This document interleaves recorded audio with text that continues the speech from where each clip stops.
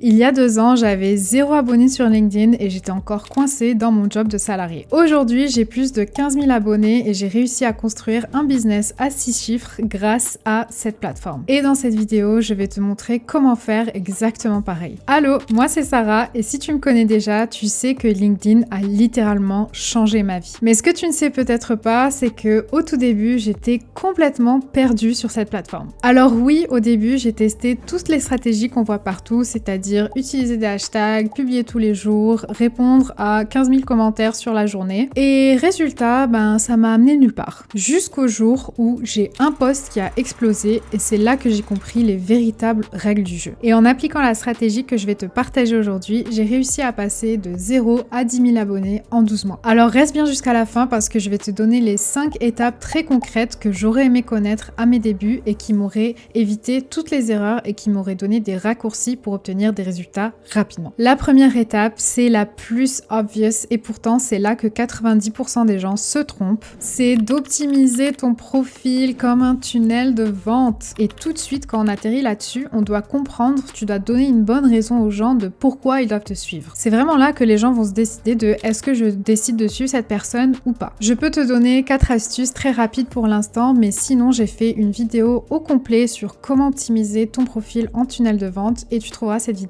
en description ou dans les commentaires. En 4 points, les étapes les plus importantes, c'est ta photo de profil. Essaye d'utiliser une photo de profil professionnelle. La deuxième chose, c'est la tagline. La tagline, c'est la phrase qui se trouve juste en dessous de ta photo de profil et tu dois l'optimiser avec des mots-clés. La troisième chose, ta bannière, obviously. Là, tu dois mettre ta proposition de valeur, tes services, de la preuve sociale, etc., etc.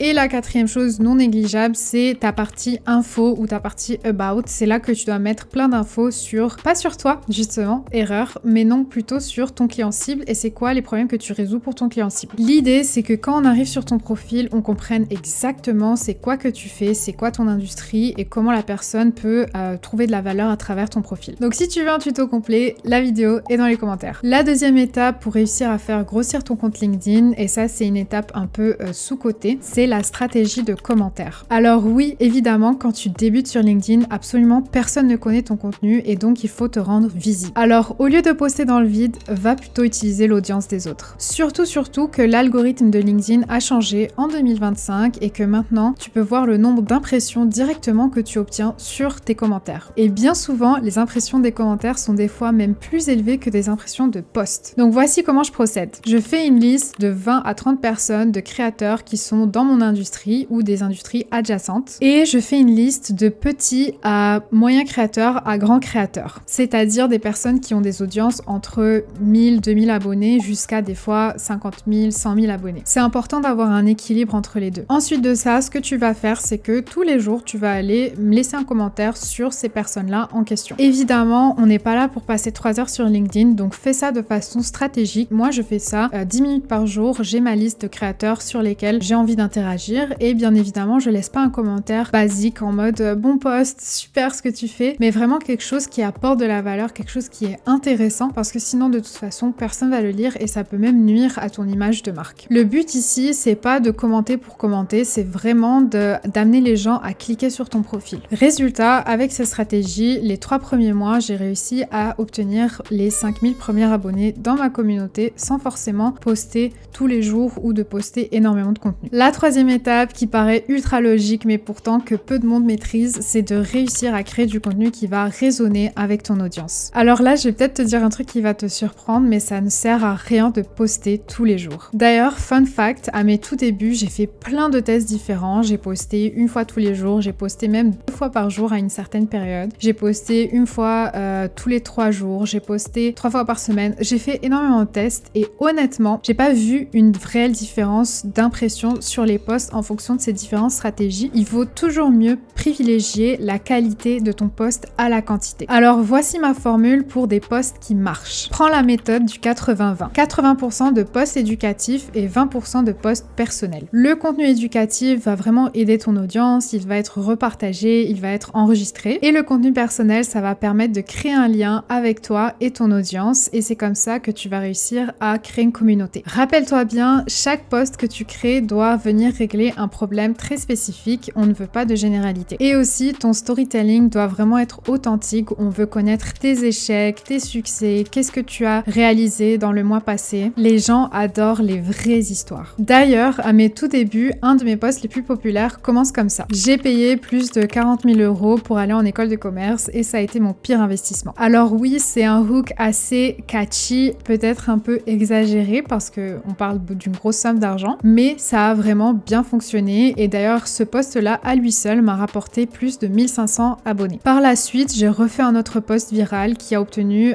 plus de 2000 likes et commentaires et celui-là m'a rapporté plus de 1000 abonnés. Donc comme tu peux le constater, ça ne sert à rien de publier tous les jours, il faut vraiment se concentrer sur des posts qui vont résonner avec ton audience et ça va t'aider à grossir plus vite. Donc morale de l'histoire, les gens veulent ressentir des vraies émotions et des vraies histoires. Et on arrive à l'étape numéro 4, celle qui va vraiment accélérer ta croissance, celle des collabs. Parce que oui, LinkedIn c'est avant tout un réseau social et les gens aiment se rencontrer entre eux. Et plus que ça, ils aiment voir des créateurs de contenu collaborer entre eux. À mes tout débuts d'ailleurs, j'avais lancé ce concept-là de LinkedIn World Tour où j'allais interviewer des créateurs de contenu partout dans le monde pour réussir justement à me faire découvrir à leur audience, à eux. Donc il y a 3 stratégies que tu peux utiliser comme ça pour augmenter ta croissance. La première, c'est les collabs. Donc tu peux t'associer à d'autres créateurs pour créer du contenu ensemble, tu peux faire des posts ensemble, tu peux faire des interviews, des podcasts, peu importe. Comme par exemple le LinkedIn World Tour que j'ai fait du social hacking, j'ai essayé de hacker l'audience de ces personnes-là. Tu peux également faire des live LinkedIn. Donc ça te permet de toucher l'audience de la personne avec qui tu fais le live et vice versa. Et la troisième chose, c'est que tu peux faire des mentions. Au tout début, quand je débutais sur LinkedIn, des fois je faisais des posts où je mentionnais d'autres créateurs et ça me permettait d'avoir de la visibilité. Ça, c'est ce qui permet de créer du lien et souvent, ils repartageaient même mon contenu. Donc rappelle-toi ici, LinkedIn récompense les créateurs qui font les choses différemment, qui créent des concepts créatifs et qui sortent de leur bulle. Alors, si on résume la stratégie complète pour obtenir tes premiers 10 000 abonnés sur LinkedIn. Optimise ton profil, c'est ta vitrine. Utilise les commentaires stratégiques, comme ça tu profites de l'audience des autres. Crée du contenu qui résonne, la qualité avant la quantité. Et accélère ta croissance avec des collaborations. Et surtout, soyons honnêtes, ça ne va pas se faire du jour au lendemain. Moi, ça m'a pris à peu près 9 mois pour atteindre les premiers 10 000 abonnés, mais chacun son rythme et chacun ses résultats. La clé, c'est vraiment la régularité. Moi, je te dis pas de passer 5 heures par jour sur LinkedIn, il faut juste que tu sois stratégique. Si cette vidéo t'a aidé, n'hésite pas à la repartager. Je publie chaque semaine des vidéos en personal branding et en conseil LinkedIn pour t'aider à grossir ton business et ta communauté. Et avant de partir, dis-moi dans les commentaires où est-ce que t'en es avec ta communauté LinkedIn. Est-ce que t'as réussi à faire grossir tes abonnés? T'en es rendu où? À 0, 500, 2000, 10 000, 15 000? Dis-le moi, ça m'intéresse. See you soon!